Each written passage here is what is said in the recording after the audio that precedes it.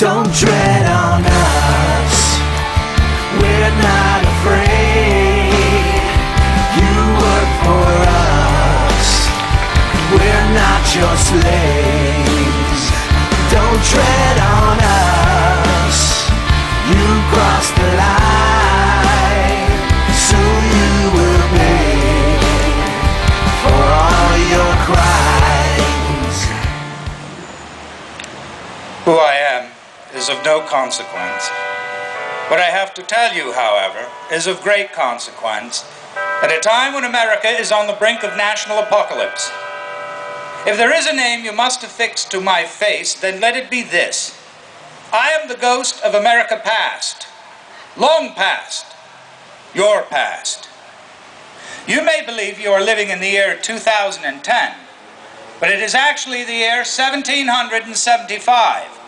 History has come full circle, and a people who once drank deeply the refreshing waters of liberty and prosperity are now discovering that the wellspring is going dry, and their throats are growing parched under the scorching heat of an increasingly oppressive government.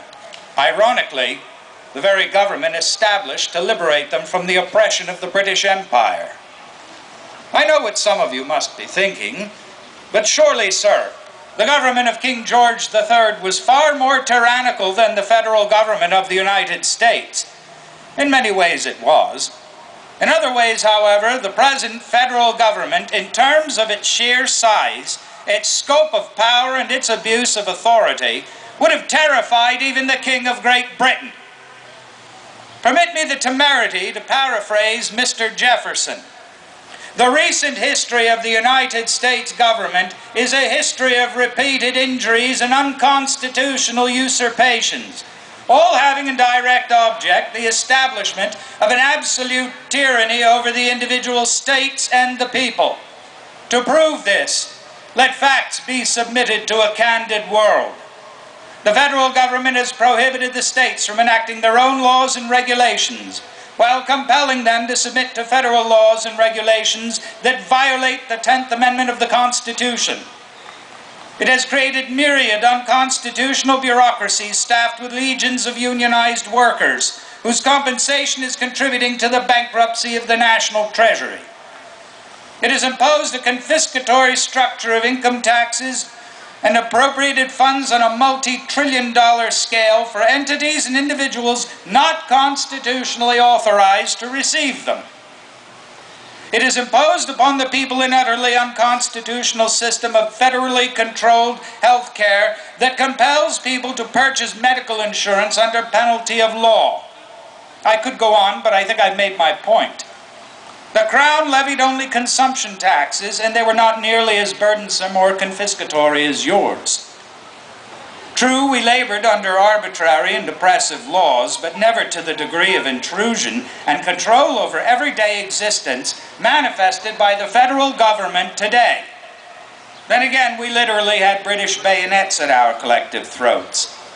Agents of the Crown suspended our own legislatures, incited the Indian savages to attack us, plundered our seas, ravaged our coasts, burnt our towns, and destroyed the lives of our people. God knows we tried desperately on countless occasions to reconcile our differences with our British brethren, but our pleas and protests fell upon deaf ears. In much the same manner, your own pleas and protests have been ignored by Congress. On March 23rd, 1775, my good friend Patrick Henry delivered a remarkable oration at St. John's Church in Richmond, Virginia, in which he proclaimed that the time for pleading and supplication had drawn to a close. The time of irresolution had passed, and the necessity for action was upon us. He argued with great ingenuity and passion that if we truly wished to be free, we were of necessity obliged to fight for that freedom. Patrick had faith in the power and providence of Almighty God, and in the resolution and ability of the people to secure, by force of arms if necessary, the blessings of liberty for themselves and their posterity. Lend your ears and ask yourselves just how relevant my friend's words are today. There is a just God who presides over the destinies of nations, and who will raise up friends to fight our battles for us. The battle, sir, is not to the strong alone. It is to the vigilant, the active, the brave. Besides, sir, we have no election. If we were base enough to desire it, it is now too late to retire from the contest. There is no retreat, but in submission and slavery. Our chains are forged. Their clanking may be heard on the plains of Boston. The war is inevitable, and let it come. I repeat, sir, let it come. It is in vain, sir, to extenuate the matter. Gentlemen may cry, peace, peace, but there is no peace. The next gale that sweeps from the north will bring to our ears the clash of resounding arms. Our brethren are already in the field. Why stand we here idle? What is it that gentlemen wish? What would they have? Is life so dear? Is peace so sweet as to be purchased at the price of chains and slavery? Forbid it, Almighty God! I know not what course others may take, but as for me, give me liberty or give me death.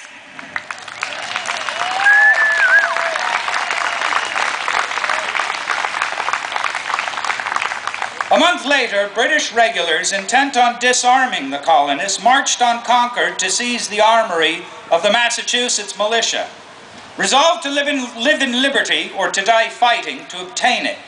We routed them at the North Bridge and chased them all the way back to Boston. Our war for independence had begun, and a year later, delegates to the Continental Congress did not hesitate to mutually pledge their lives, their fortunes, and their sacred honor in support of Mr. Jefferson's Declaration of Independence, which I consider the most eloquent cry for freedom ever penned by the hand of mortal man. Ponder for a moment the historical portent of this brief passage.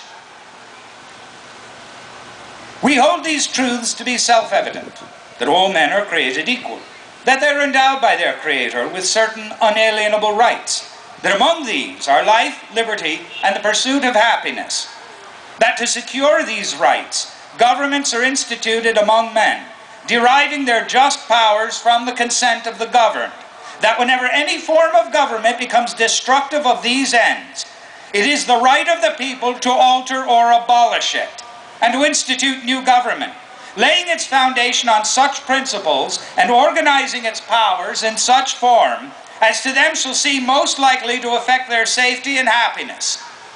Inspired by Mr. Jefferson's eloquence, we hazarded our all upon that noble cause, and for 5 hellish years slogged through the bloody mire of war to secure the blessings of liberty for ourselves and our posterity. When the Constitutional Convention announced the formation of a new government in 1787, the inestimable Dr. Franklin was asked precisely what they had given the American people. A republic, he responded, if you can keep it. If you can keep it. Well, here you are, and here I am, having been summoned by the dire nature of your circumstances and importuned to offer words of counsel and encouragement. I can tell you this much. Be grateful you still have the power of the ballot, but be certain you use it wisely, as it will be the only chance you may ever have of peacefully undoing the damage that has been inflicted on your republic. When the time comes to elect leaders and representatives, choose only those candidates whose integrity commends them to the office, and whose fidelity to the constitutional rule of law ensures their fidelity to the people.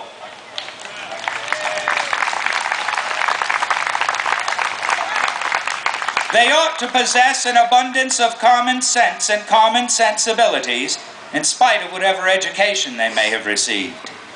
Likewise, their moral character should be unimpeachable. Most of the damage done to this republic has been wrought by highly educated men bereft of morality, and I would sooner be governed by a poorly educated farmer whose moral fiber is incorruptible than a Harvard scholar whose moral compass is long since turned to orange dust.